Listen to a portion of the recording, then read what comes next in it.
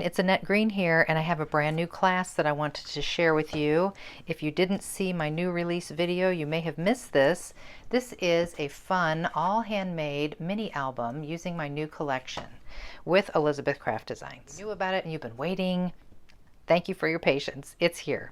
So I will give a quick flip through of this mini album. Each page works exactly the same way in that they have a top loading pocket and a side loading pocket, and each one is decorated with my Harmonious Hodgepodge paper collection. Each page has a little pocket with a little journaling card or whatever you want to put in there.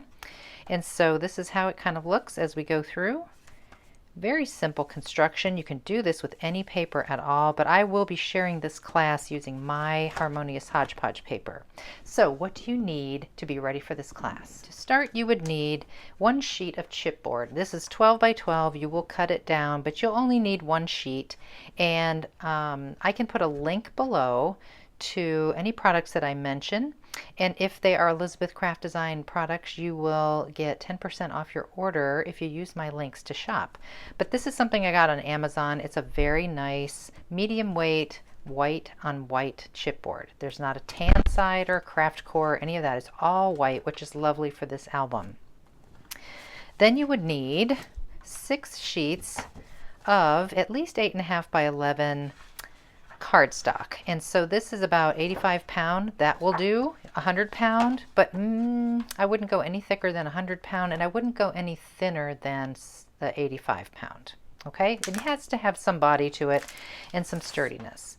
And then finally you'll need a paper collection. Now this is mine, as I said, Harmonious Hodgepodge for Elizabeth Craft Designs, and I will be using probably every bit of this but a few scraps left over to make this album. So if that gives you an idea, there are 24 designs here plus one bonus sheet. So that would be 12 sheets with 2 different designs, back and front, plus one more side, which is the other side of this main page here that has a print on it.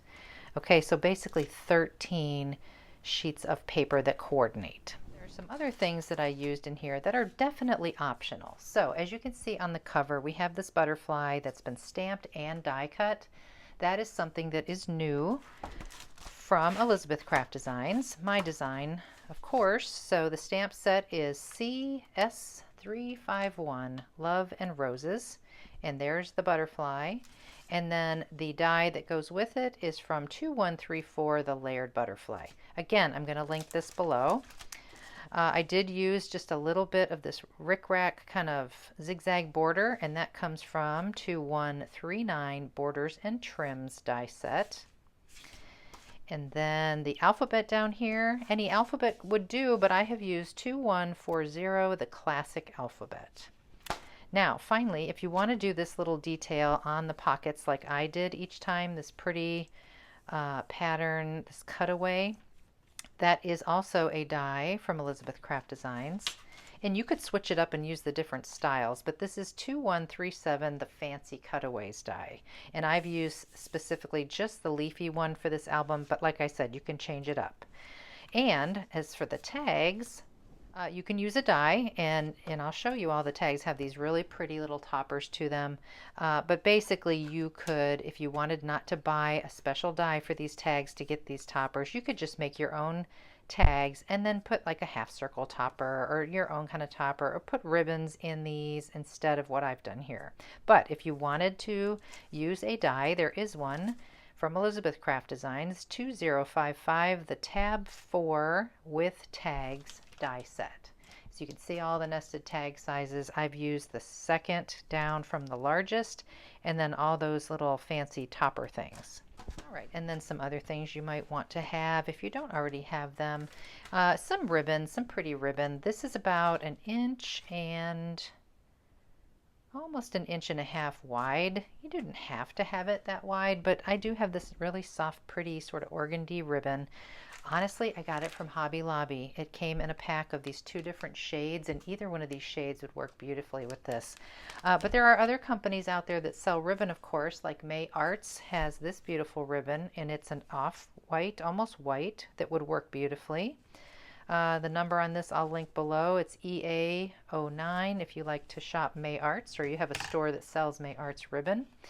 Also, on these pullouts, you can see a stair-stepping of these little tabs. And that's sort of like this nice linen and cotton mixture, like a twill, I want to call it. It has that rough edge to it. It's very nice, very interesting.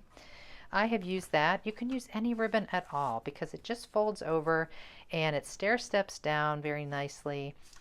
So you could use something that coordinates, maybe a red or a green, whatever you like there, okay? Okay, and of course you'll need some basic scrapbooking tools and adhesive and things like that. So you will need to be ready with your scoreboard and some sort of bone folder or scoring stylus to do that. And the bone folder is good for both purposes because after you do the scoring, of course, you can burnish very well on the folds. If you wanted to round the corners on your covers like I did, it did require the We Are Memory Keepers corner rounder to chomp through that chipboard. That's just an option if you want to round those corners and have that tool. I did use a regular corner rounder tool. Here's my favorite. The Katamaru Pro is a 3-way corner rounder, one of my favorites. I'll link to that as well. And so I've done both the papers and the little cards rounded all the way around for these side loading jobbies. Of course, you'll want a paper trimmer, your scissors, some adhesive. I would say let's go with some wet adhesive mostly, but then some dry for the bigger pieces of paper. Like that. But definitely a wet adhesive is going to be kind of helpful in making these little pockets here and also attaching the pages to your little inner hinge system here. It's a lot easier to slide those guys on than to use sticky tape. And I almost forgot to mention, if you wanted to, all of your tags and your side pulling tags could be that same white cardstock that you used earlier that I showed you. You needed 6. You're going to need more then if you're going to do all your tags and your side loading pockets in that same kind of off-white color. In this particular album, I did change up the color. Each time I moved to a new page, I used a different color cardstock, totally optional. This is like a very, almost like a manila color, like a yellowy off-white. Then I changed to a very soft blue. I just looked in my stash and I pulled colors that kind of matched the papers. So I did a soft blue, I did a soft pink here, and I did an olive green here. And then to go with this, I picked sort of a reddish burgundy color for that. But again, very optional.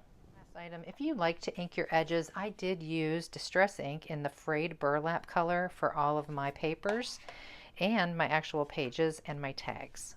Okay, and here's my face. So what is the deal with the class? How's it going to work? What I will do, this is what I always do, is I will develop a homework sheet. And in the homework sheet at the very, very top this time, not a separate document, I am going to put a video link, and that will be the class. So you'll pay for the homework, and the class is essentially kind of free. The homework will cost like $18 in my Etsy shop. So you'll get that, you can print that out, you can start cutting all your papers, and when you're ready, you open up your homework again on your computer or your device, and you click on that link, and it takes you straight to an unlisted YouTube video, which is my class. Okay? Even if you printed out and you wanted to retype that link, you can do it that way too. People have more success clicking on the link on a device, is what I found. Okay, so I think I've covered everything. If I haven't, let me know. The class is now in my Etsy shop and ready for you. So I hope you grab it up and enjoy it. And if you have any questions, of course, you can email me on the link that I give you in the homework, or you can ask right here under this video. Okay, that's it. I hope you like it. I hope you want to make it. We'll have fun together. All right, bye-bye.